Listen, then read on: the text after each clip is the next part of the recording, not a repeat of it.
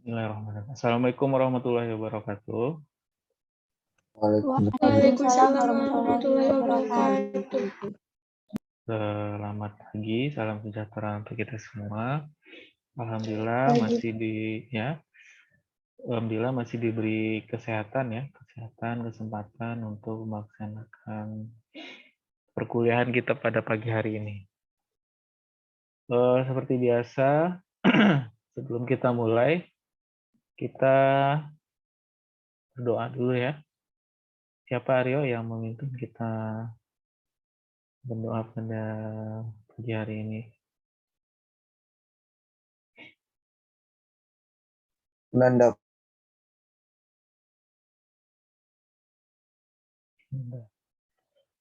Silakan Anda. Baik, Pak. Baiklah, untuk teman-teman semua, sebelum kita memulai kuliah kita, ada baiknya kita berdoa dulu kepada Tuhan Yang Maha Esa, agar ilmu yang kita dapat itu bisa lengket pada kita dan bisa kita manfaatkan di kemudian hari.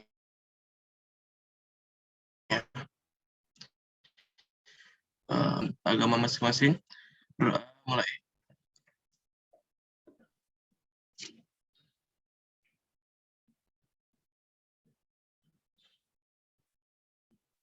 Doa selesai. Terima kasih Nanda. Langsung saja ya, izin share screen. Kita melanjutkan metode seleksi tanaman menyerbuk sendiri pada populasi hasil persilangan. Sebelum saya masuk ke metode seleksi single seed design, ada yang mau didiskusikan terlebih dahulu terkait dengan dua seleksi sebelumnya. Ada mau yang didiskusikan terlebih dahulu? Terkait seleksi bulk dan seleksi pedigree.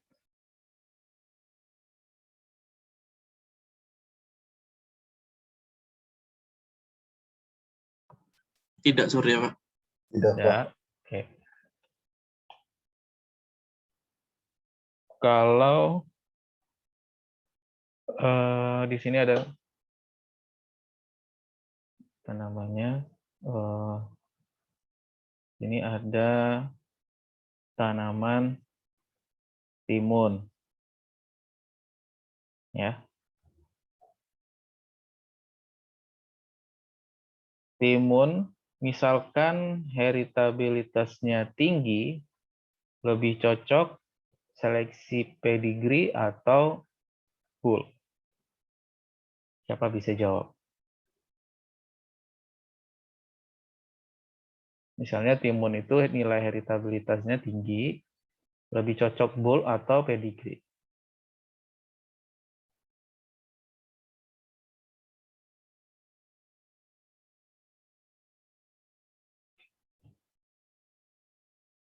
Ya, siapa yang mau coba menjawab?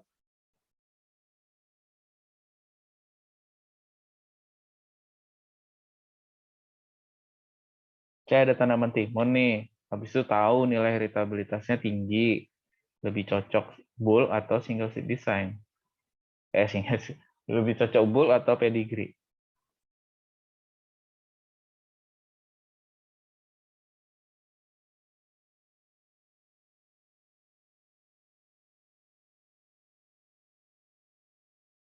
Dari 42 orang nggak ada yang tahu. Izin menjawab, Pak. Silakan. Siapa namanya? Anissa, Pak. Anissa Rahma. Ya, silakan. Kalau menurut Nisa yang lebih sesuai itu pedigree, Pak.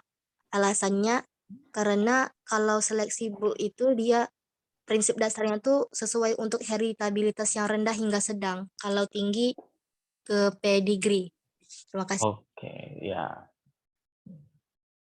Itu ya keyword pertama untuk menentukan suatu tanaman itu cocoknya seleksi apa melalui heritabilitas tersebut. Jadi itu saya lanjutkan ya terkait seleksi pada populasi hasil persilangan atau populasi bersegregasi, yaitu seleksinya single seed descent.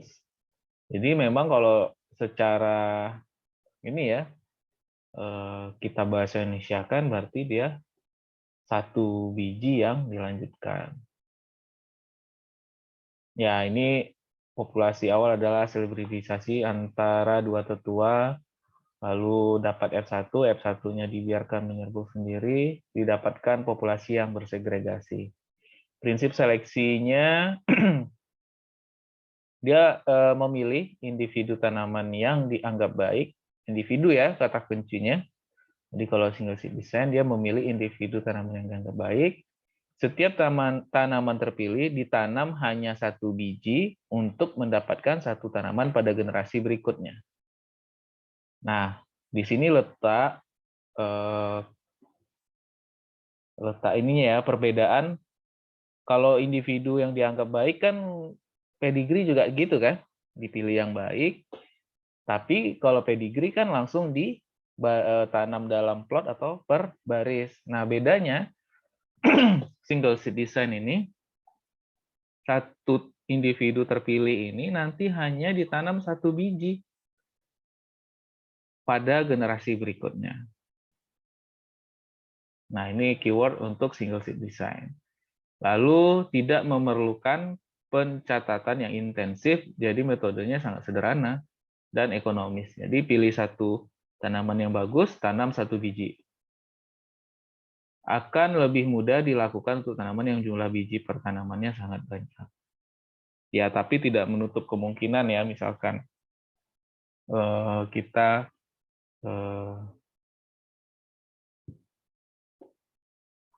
melakukannya pada tanaman yang jumlah bijinya tidak banyak. Bisa juga, karena kan prinsipnya hanya satu kan yang kita lanjutkan. Seleksi dilakukan mulai generasi F2 sampai F5. Lalu pada generasi ke-6 atau turunan ke-6 atau F6 dilakukan penanaman pada plot. Jadi seperti pedigree di generasi F3.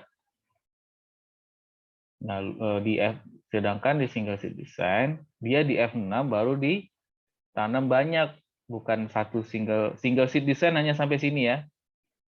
Maksudnya tuh penanaman satu individu dia pilih ditanam satu biji hanya sampai generasi F5. Lalu di F6-nya ditanam banyak pada plot untuk mengevaluasi daya hasil dan biasanya mengikutkan varietas lokal sebagai kontrol. Tanaman pada plot yang menunjukkan tampilan yang baik dipanen dan dianggap sebagai galur harapan untuk selanjutnya dilakukan uji daya hasil lanjutan. Itu dia. Ada yang mau didiskusikan terkait prinsipnya di single seed design ini?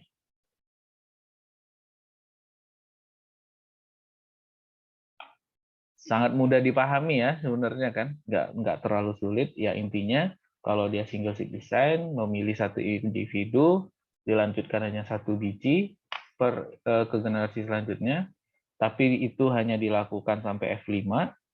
Di F6 sudah ditanam dalam plot, misalkan satu plot berisi 40 tanaman atau 20. Nah, itu langsung dievaluasi.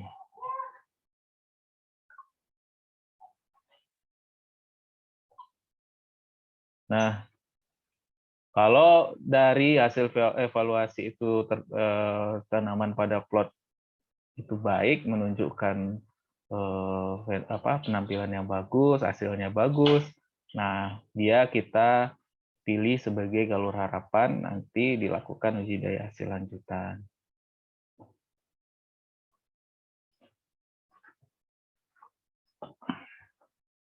Kita lanjut ke kelebihannya. Yang pertama, mudah menangani populasi bersegregasi. Mudah dalam artian yang tadi itu ya, jadi hanya pilih satu tanaman, langsung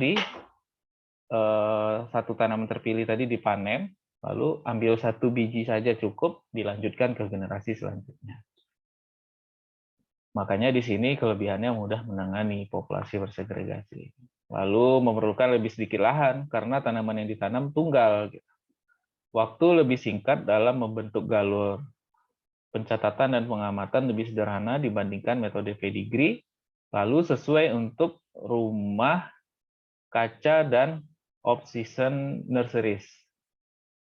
Jadi misalkan kalau di sini itu, kalau kita kan sepanjang tahun ada matahari kan, cuman di beberapa belahan dunia lain kan ada mereka sama sekali tidak mendapatkan matahari, jadi kadang mereka menanamnya itu di dalam rumah kaca, tapi dilengkapi dengan yang apa ya, ibaratnya untuk memenuhi kebutuhan tanaman untuk hidup. Makanya kalau kita nanam di rumah kaca, tentu terbatas dengan yang namanya luasan. Makanya kalau di daerah yang ada musim saljunya, mereka berusaha tetap nanam di musim salju, tapi mereka menggunakan single seed design. Jadi tidak tidak terbuang waktunya kan. Jadi masih bisa nanam, tapi dengan populasi yang lebih sedikit. Makanya di sana banyak menggunakan single seed design. Lalu kelebihan selanjutnya, tidak terjadi seleksi alam terhadap populasi. Lalu setiap galur berasal dari tanaman F2 yang berbeda. Keragamannya jadi lebih tinggi. Kelemahannya yaitu dapat terjadi kehilangan materi genetik atau istilahnya genetic drift jika daya kecambah benih rendah. Lalu dapat kehilangan materi genetik jika pengamatan pada awal generasi tidak cermat. Jumlah benih F2 yang ditanam harus dihitung dengan tepat. Perlu waktu lebih besar saat panen dibanding metode bulk, karena yaitu kan satu tanaman dipilih satu. Kurang efektif untuk karakter dengan iritabilitas rendah.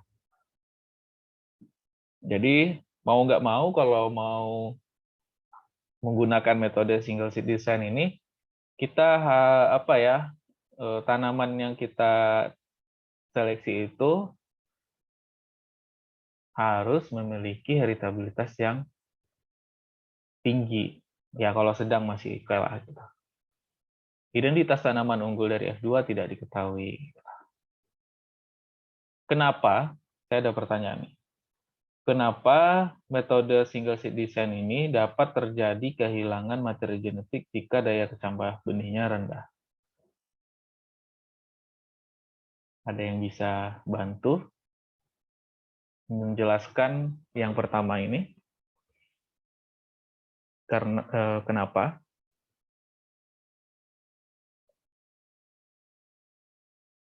Jadi kalau DB-nya rendah, daya kecambah benihnya rendah,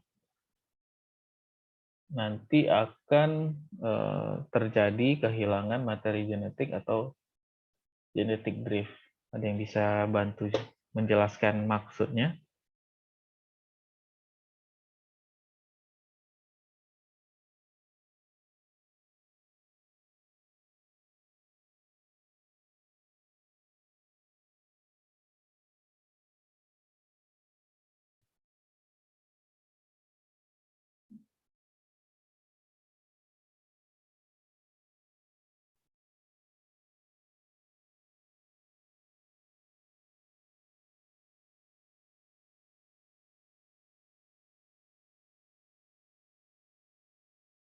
Nggak ada satupun?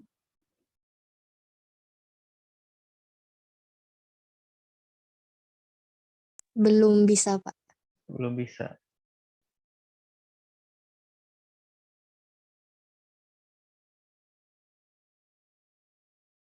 Jadi, ya sudah. Saya coba jelaskan kenapa dapat terjadi genetic drift kalau daya kecambah benih rendah. Pertama yaitu karena kita kan menanam dari F2 itu hanya satu benih kan. Lalu kalau benihnya tidak berkecambah, kan dia tidak jadi tanaman kan? Padahal yang kita pilih itu harusnya yang itu tanaman yang paling baik dari sekian ratus tanaman F2 yang kita tanam.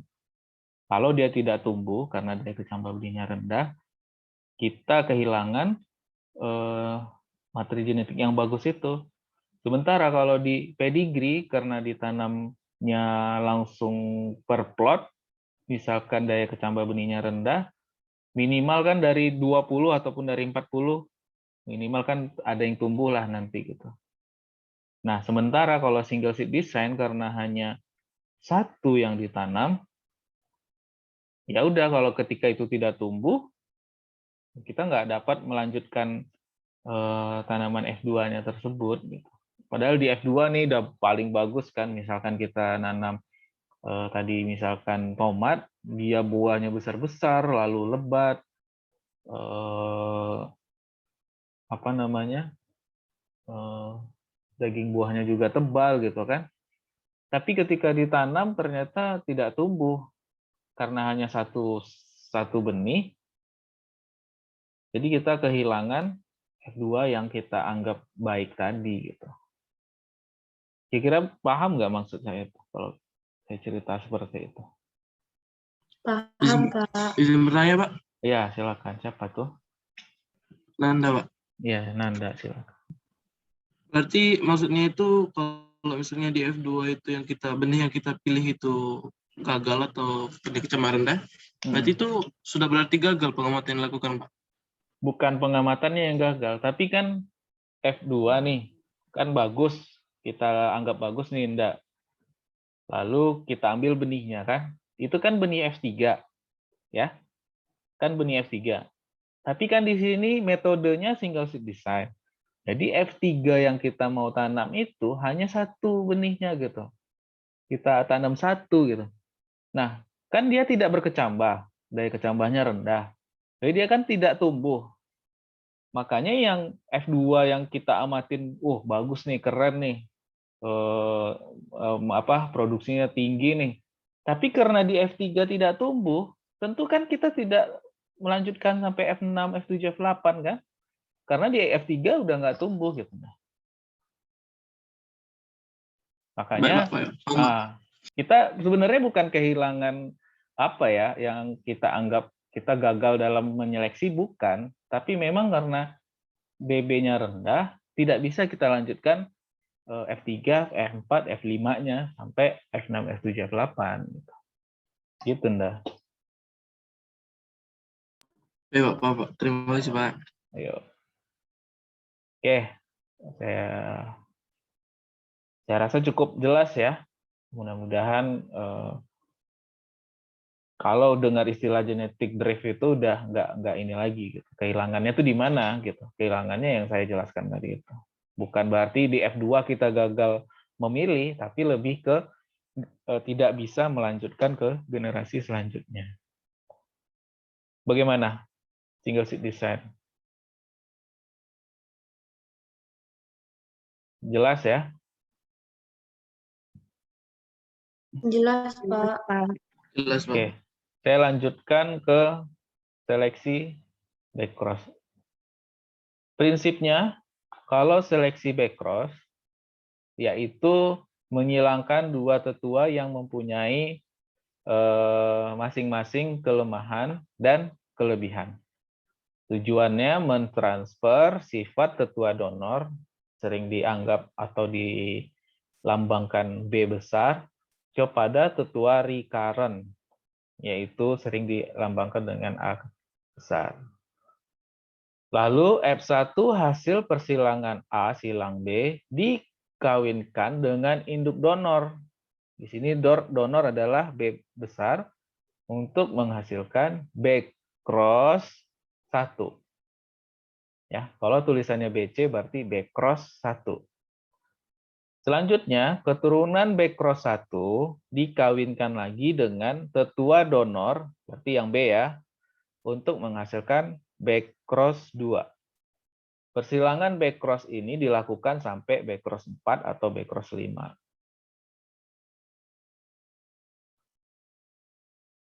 Saya lanjutkan ya. Tetua recurrent biasanya varietas. Tadi kan ada recurrent, ada satu lagi apa?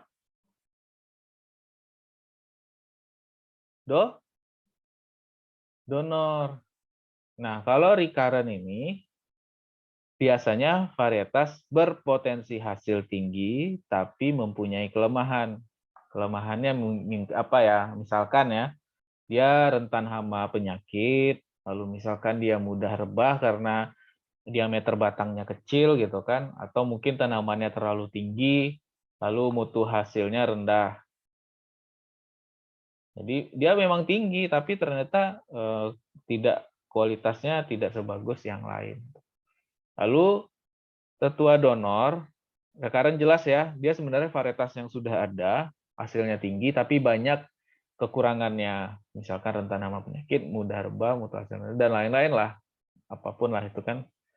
Lalu tetua donor ini biasanya dia tidak berpotensi hasil atau dia produksinya tidak terlalu tinggi, tapi punya kelebihan tahan hama penyakit, lalu mutunya tinggi, tahan rebah, apalagi kira-kira daya kecambahnya tinggi misalnya gitu kan. Lalu setiap melakukan backcross terlebih dahulu dilakukan seleksi terhadap backcross yang diinginkan. Misalnya kita mau merakit varietas yang sudah tinggi ini hasilnya, produksinya tinggi ini, tapi mau tahan hama penyakit.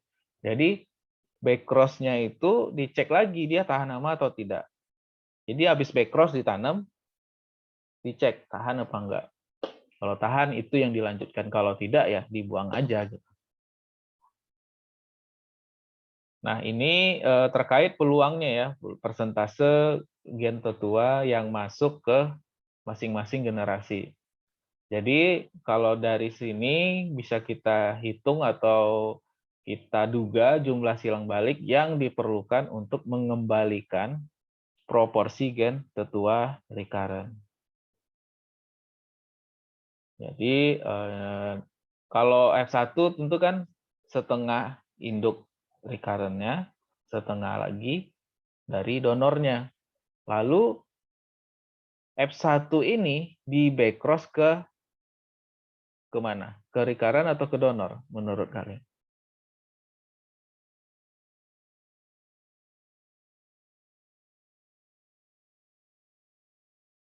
Kalau tulisannya BC1F1, kita backcross-nya ke recurrent atau ke donor?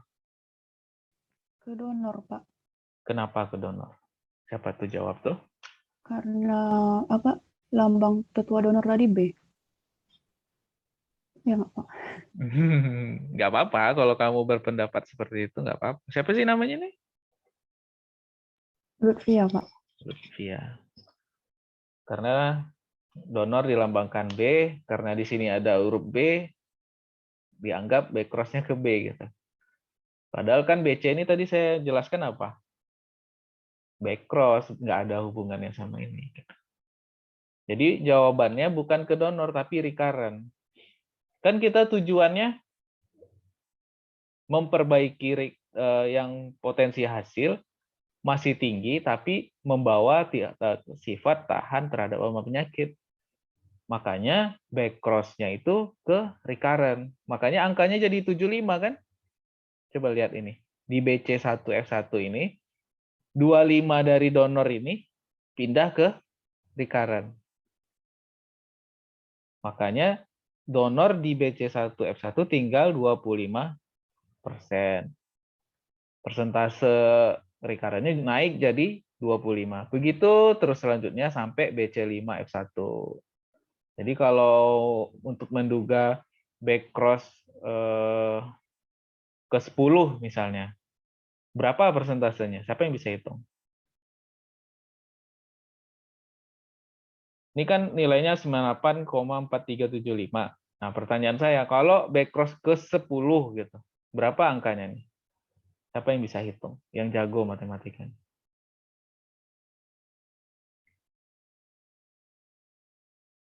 Ya, coba hitung. Minta tolong. Ada yang sudah coba hitung?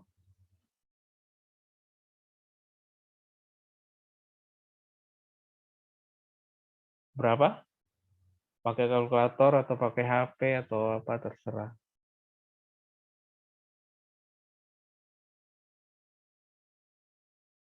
Berapa jawabannya?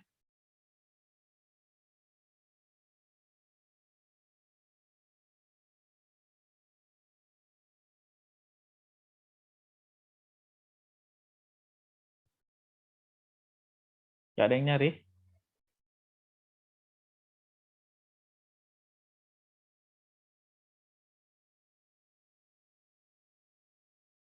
Bentar Pak, lagi nyari Pak. Tengah pangkat 11 berarti kan? M-nya 10. Tambah 1, 11. Setengah pangkat 11 berapa?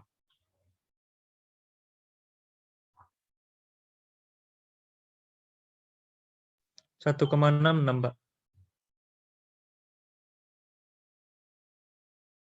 1,66 itu apa? Yang recurrent, Mbak. 1 kurang setengah pangkat 11? Jawabannya 1,6.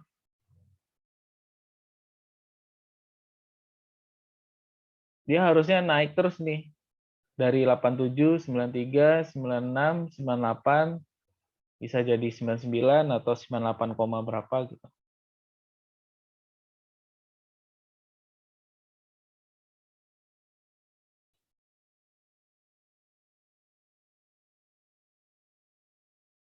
Sudahlah ya. Intinya rumusnya seperti ini. Nanti coba kalian cari saja. Nanti jangan terlalu berlarut di sini. Intinya dengan backcross sampai 5 saja, kita sudah mendapatkan 98,4375%, mirip sudah bentuknya seperti tetua recurrent-nya. Tapi dia masih membawa sifat donornya sebesar 1,625%. Gitu. Nah, ini kurang lebih bagaimana prosedur dari seleksi backcross pada karakter resisten yang dikendalikan oleh gen dominan R besar.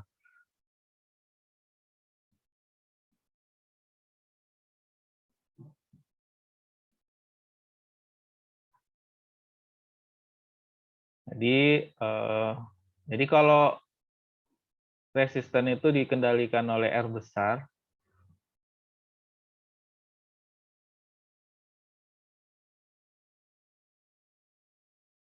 kita silangkan dulu, ya. Ini kan disilangkan. Kita coba fokus ke gen yang R saja, karena recurrent-nya tidak tahan, maka dilambangkan dengan R kecil. Lalu ini, kalau R kecil disilang R besar, F1-nya tentu jadi R besar, R kecil. Ya kan? Di mana komposisinya adalah 50% recurrent, 50%-nya lagi donor. Lalu F1 ini disilang balik ke recurrent. Kan dia disilang baliknya ke R kecil kan? Lalu dapat, seharusnya ini kan R besar, R kecil, lalu ada R kecil kan? Nah, R kecilnya ini dievaluasi dalam artian, misalkan kita coba uji tahan layu pusarium, misalnya gitu kan. Kalau di BC1F1 ini kita kasih jamurnya, ya, pusariumnya, kita kasih pusariumnya di tanamannya, nanti yang R kecil ini pasti mati kan? Nah, kalau dia mati, tidak kita lanjutkan. Kita lanjutkan hanya yang R besar, R kecil. Nah, BC1F1 yang membawa gen R besar, R kecil ini, ya, disilang lagi ke recurrent atau R kecil. Dapatlah ada R besar. Kan gini ya, paham nggak sih maksud saya itu? Kalau kita R kecil silang R besar, R kecil itu kan sebenarnya hasilnya adalah ada yang R besar, R kecil, ada yang R kecil, R kecil. Nah, evaluasi di sini maksudnya kita cobakan kasih pusarium itu tentu di BC1F1 ini yang ada R besar, R kecil ini akan layu kan? Nah, kalau dia layu disilang, tidak dilanjutkan. Kita ngambil yang ini saja gitu. Makanya di sini saya tulis hanya R besar, R kecil. Begitu selanjutnya sampai ke BC4F1. Masih sama, tapi kalau sudah BC4F1, dia tidak disilang balik ke sini, ke recurrent-nya. Bukan ya, tapi langsung di selving saja. Ketika di selving, yang berubah bukan jadi BC5, tapi BC-nya tetap 4, B cross 4, tapi dia turunan ke 2. Lalu tetap ya dievaluasi, kalau ada dia dikasih layu pusarium masih layu, tidak dilanjutkan. Nah, yang dilanjutkan di bawah ini merupakan yang membawa gen R besar, R besar. Nanti sampai BC4F3 kemungkinan sudah stabil untuk bentuk produksinya seperti recurrent ini, tapi membawa gen donor R besar, R besar. Itu untuk prosedurnya. Pertanyaannya, kalau itu dikendalikan oleh R besar. Nah, kalau dikendalikan oleh R kecil, bagaimana? Beda caranya. Kalau dikendalikan oleh R kecil, ya, kalau dikendalikan oleh R kecil, prosesnya beda. Jadi, seperti biasa ya, recurrent yang varietas unggul tapi tidak tahan layu pusarium, disilangkan dengan varietas yang biasa-biasa aja, tapi dia membawa gen tahan layu pusarium, tapi dikendalikan oleh gen R kecil atau resesif, disilangkan dapat F1, tapi R besar R kecil, lalu disilang balik ke B cross ke A.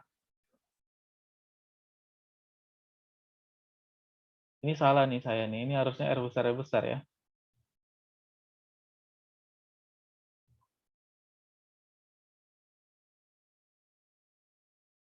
Kalau dia silang ke recurrent tentu R besar Jadi F1 ini disilang R besar dapat B cross 1 F1 yang dalam keadaan R besar R kecil.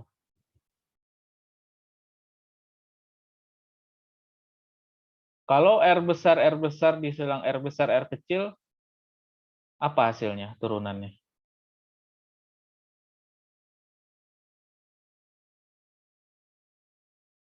Ini ada yang message. Pak izin BCF 10 tadi jawabannya 99,9511. Oke, terima kasih. Rona ya. Nah, pertanyaan saya, kalau R besar disilang dengan R kecil, hasilnya apa? R besar R kecil, Pak. R besar R kecil. Benar kan? Ini jawabannya. Tapi gen donor itu dikendalikannya ini. Kan nggak ada. Berarti BC1F1 ini, ya, ini artinya tidak ada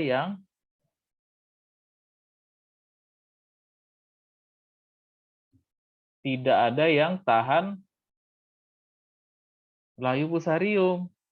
Nah, biar bisa mendapatkan R kecil ini, makanya kita perlu yang namanya selving. Selving itu kan apa hasilnya kalau ini di selving?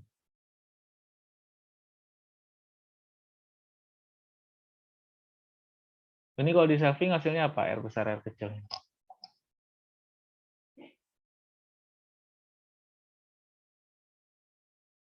R besar, R kecil di selfing hasilnya apa?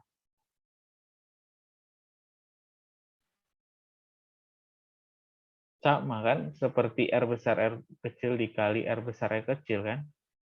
Hasilnya apa?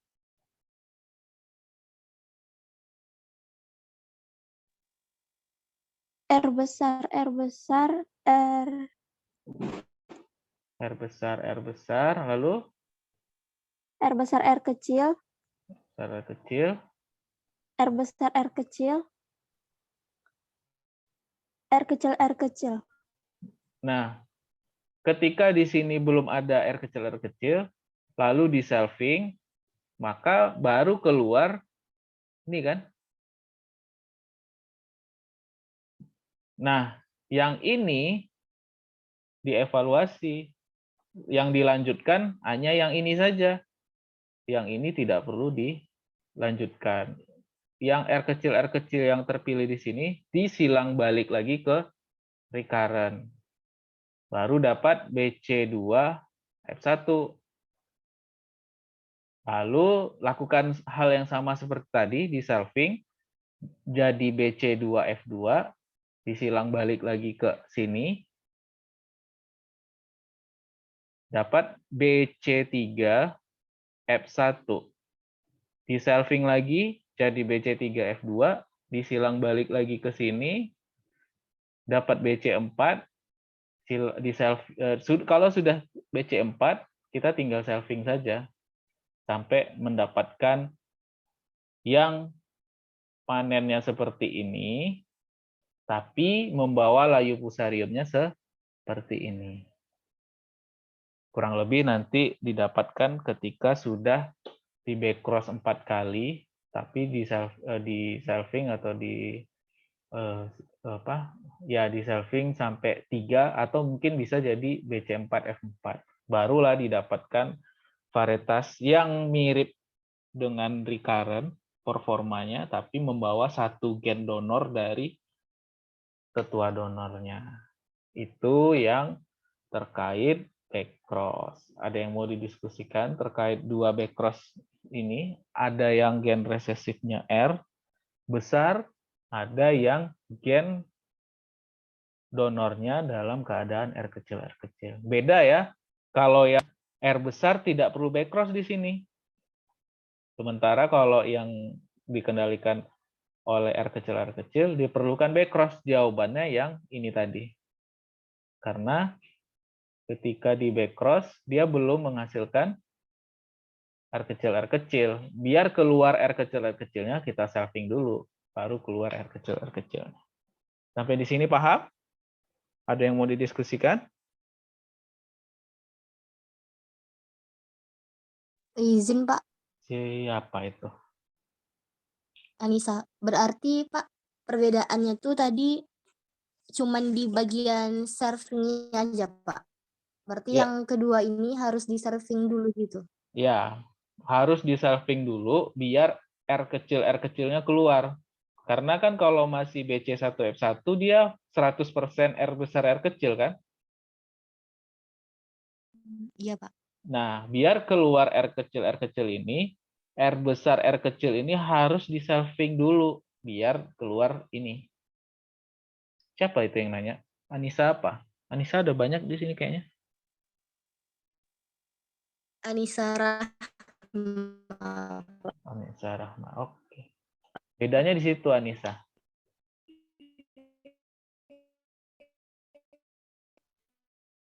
Anissa, kayaknya di saya atau kalian juga mendengar gitu nggak? Kayak robot gitu. Iya, Pak. Gimana Anissa?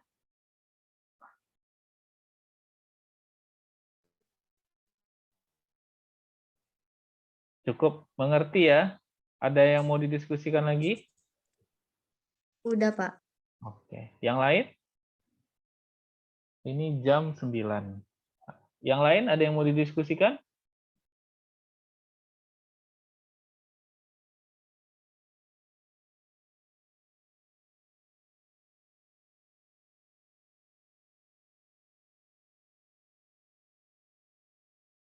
Ada yang mau didiskusikan? Cukup mengerti? Cukup mengerti, Pak.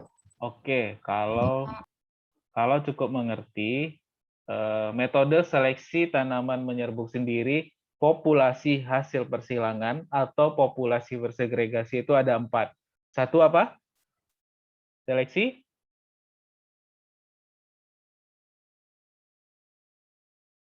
Seleksi apa? Pedigree. Ya, pedigree. Kedua? Bull, Pak. Bull. Ketiga?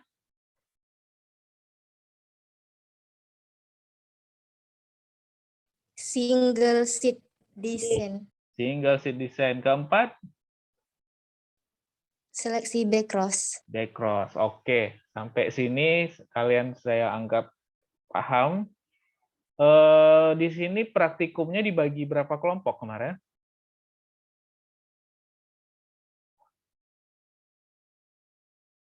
Praktikum udah jalan kan? Sudah, Pak. Berapa Sudah, kelompok? Yuk. Nggak ada dibagi per kelompok, Pak. Oh, nggak ada dibagi per Belum kelompok. ada. Oke. Baiklah, kalau tidak ada, kita hari ini diskusi kelompok dulu. Sampai 9.30 ya.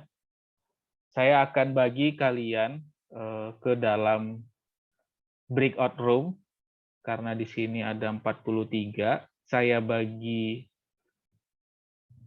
5 aja kali ya. Kalau bagi 5 berapa orang nih?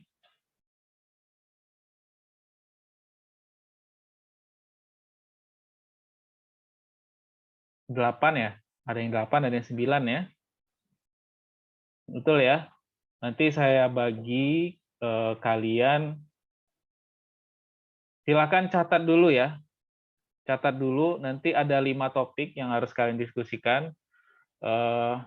Yang pertama, yang perlu kalian diskusikan adalah ini. Kalian menentukan metode seleksi apa yang akan digunakan pada tanaman dengan informasi-informasi yang akan saya berikan nanti. Ya, kelompok 1, catat aja dulu. Nanti kelompoknya saya acak aja pembagiannya. Kelompok 1 akan membahas tentang tanaman kedelai yang heritabilitasnya rendah dan jumlah bijinya sedikit. Nah, silakan kalian diskusikan pakai metode apa, alasannya kenapa, lalu bagaimana teknis pelaksanaannya. Kelompok 2, sudah dicatat ya? Saya nggak ngulangin lagi ya. Kelompok 2 nanti kalian bahas tentang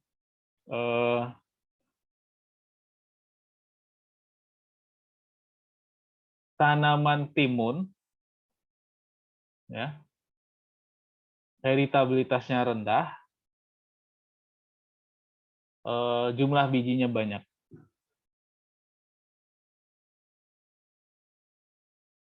Sudah? Kelompok 3, bahasnya tentang tanaman cabai yang nilai heritabilitas produksinya. Kita bahas produksi ya, yang kedelai, timun, cabai itu kita bahas produksinya saja dulu ya. Produksinya dikendalikan atau nilai heritabilitasnya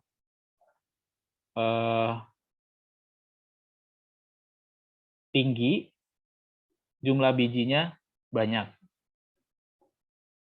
Udah? Kelompok 4,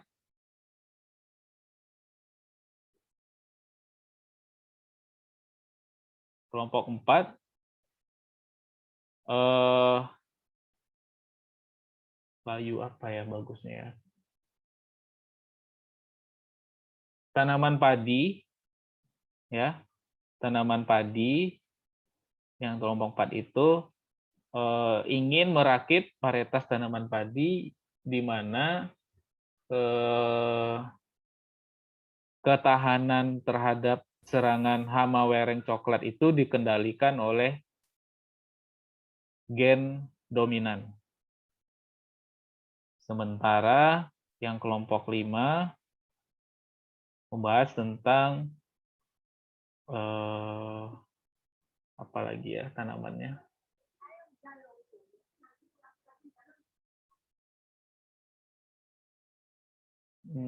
Tadi dominan ya? Iya, Pak. Oke. Lalu kelompok 5 itu ketahanan terhadap tomat, tanamannya tomat. Ingin merakit varietas tomat, lalu